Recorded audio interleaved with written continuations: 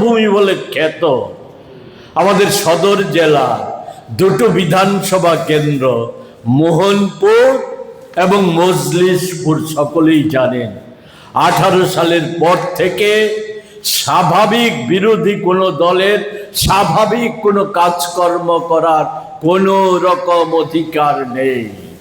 আজকে বলতে হয়েছে ও দু জায়গার দু মন্ত্রীকে, একজন বাক্যবাগীশ আরেকজন করিতকর্মা মন্ত্রী, ওদেরকে বলতে হয়েছে যে না, মথা তাদের অনেক পুলিং এজেন্টকে বুথে থাকতে দেয়নি, এমনকি ভোটারদেরকেও ভোট দিতে বাধা সৃষ্টি করেছে।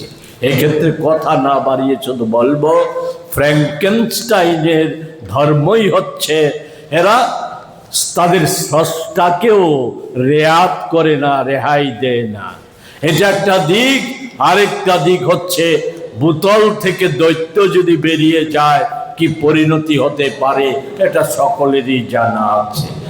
এটা যেমন একটা বিষয়, কিন্তু সতর্ক থাকার প্রশ্নে রাজ্যবাসী আপনাদের মাধ্যমে রাজ্যবাসীকে অবগত করতে চাই যে আমরা জানেন আপনারা এই যে ভোটিং মেশিন নিয়ে ইভিএম নিয়ে আমরা আমাদের সন্দেহ প্রকাশ করেছিলাম, এর পুনরাবৃত্তি করব না। আপনারা জানেন সর্বদলীয় সভা স্টেট ইলেকশন কমিশনার বিজেপির প্রতিনিধির সাথে মিলে ভণ্ডুল করেছে। আমাদের অভিযোগে যে দুটো চিপ যুক্ত বাতিল হয়ে যাওয়া, দেশে বাতিল হয়ে যাওয়া ইভিএম মেশিন কেন আমদানি করা হয়েছে এবং বুথ সংখ্যা যা তা 3 গুণ মেশিন কেন আমদানি করা হয়েছে। নির্বাচন কমিশনের স্টেট নির্বাচন কমিশনের হয়ে যিনি ওকালতি করছেন, আমাদের ডেপুটেশন যিনি গ্রহণ করেছিলেন প্রদেশ কংগ্রেসের, উনি বলেছেন না এটা চিপ নয়, মেমোরি প্রিজার্ভ করার একটা বন্দোবস্ত।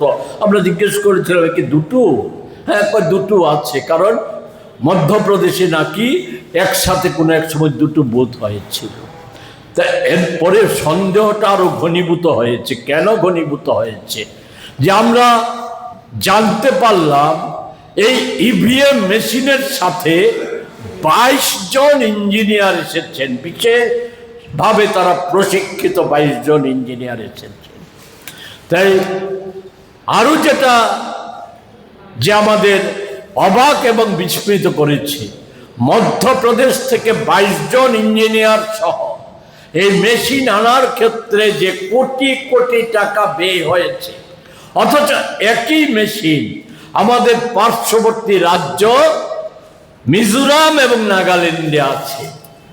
তাহলে সেখান থেকে যদি এটাই হতো, এই মেশিনেই যদি প্রয়োজনীয়তা বা নির্দেশ মতো এটাই যদি করতে হতো, তাহলে মিজোরাম এবং নাগাল্যান্ড থেকে আমদানি করা হয়নি মেশিন অনেক কম খরচে আনা যেত। সন্দেহ আজ আরো আমাদের চেপে বসেছে মনের অন্দরে, যে এতজন প্রশিক্ষক ইঞ্জিনিয়ার থাকা সত্ত্বেও এই আগরতলার সন্নিকটে ভুজনগর ওয়াকিনগর এডিসি কেন্দ্রে হোলি ক্রস স্কুলের পাশে একটা পুলিং বুথে সকাল থেকে দুপুর গড়িয়ে গেছে, মানুষ লাইনে দাঁড়িয়ে ইভিএম মেশিনের যান্ত্রিক ত্রুটির জন্য ভোট দিতে পারেনি ওই সময় পর্যন্ত। আমার কাছে আমি এখনো আর তথ্য আনতে পারিনি, আপনাদের কাছে নিশ্চয়ই আসছে শেষ পর্যন্ত এর গতি কি হয়েছে। কিন্তু প্রশ্ন আমার একটা, এই প্রশিক্ষক ইঞ্জিনিয়ারদের টাকা খরচ করে কেন আনা হয়েছে? একই ওই মন্ত্রী, জনৈক মন্ত্রীর যে যেখানেই ভোট দিন সেটা পদ্মতে পড়ে যাবে, এই পরিকল্পনা রূপায়িত করার প্রশ্নে কিনা এই প্রশ্নটা আমাদের রয়েই গেছে। ফলে নির্বাচনী ফলাফল নিয়ে আমি কোনো ভবিষ্যৎবাণী করতে চাই না, আমি কোনো বিষয় বলতে চাই না। আজকে সকলেই জানেন দুটো ঘটনার কথা আমি বললাম, দুজন মন্ত্রীর, রাজ্যের আরো নানা জায়গায় বিস্ফোরণ সহ ওই মন্ত্রীর হুমকি, মারার চেষ্টা, এই সমস্ত নানা ঘটনা নানা জায়গায় হয়েছে। ভোটারদেরকে জোর করে তাড়িয়ে দেওয়া, এই সমস্ত ঘটনা হয়েছে। এই সমস্ত ঘটনার জন্য দায়ী হচ্ছে শাসক দল, শাসক সরকার, জোট সরকার। কারণ এদের সময়ে এই রাজ্যে 18 সালের পর কোনো নির্বাচন স্বাভাবিকভাবে হয়নি। ফলে এবং দেশে এটা ঘটনা যে বিভিন্ন রাজ্যে রাজ্যে ভোটারদের মনোভাবের, ভোটারদের চিন্তার যথাযথ প্রতিফলন ভোটের বাক্সে প্রতিফলিত হয়নি। গণনায় নানা ধরনের কারচুপির তথ্য এগুলি জানেন, সেগুলি আছে, সেগুলির আমি পুনরাবৃত্তি করতে চাই না। শুধু একথাটা বলেই আমার কথা বলা শেষ করব। রাজ্যে এই নির্বাচনী প্রচারকে কেন্দ্র করে স্বয়ং মুখ্যমন্ত্রী, মথা সুপ্রিমো, এরা যে রাজ্যের পরিবেশটাকে বিছিয়ে তুলেছে, কতটা নিচে নামলে পর।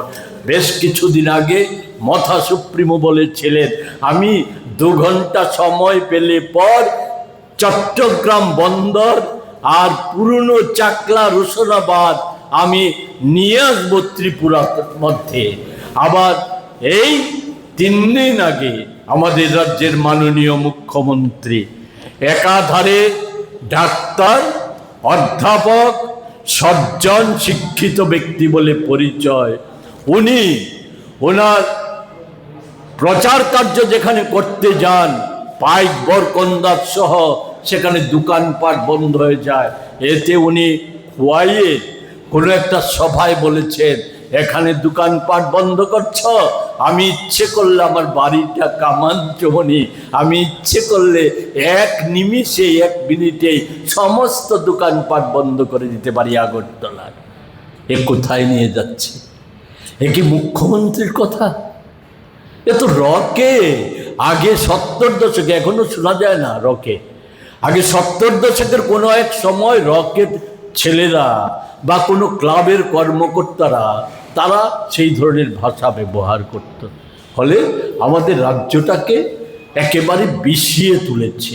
এমনতর জায়গায় এডিসির ফলাফল যাই হোক, আমরা কংগ্রেস প্রতিশ্রুতিবদ্ধ, রাজ্যবাসীর কাছে প্রতিশ্রুতিবদ্ধ, আমরা আপনাদের সহযোগিতা চাই।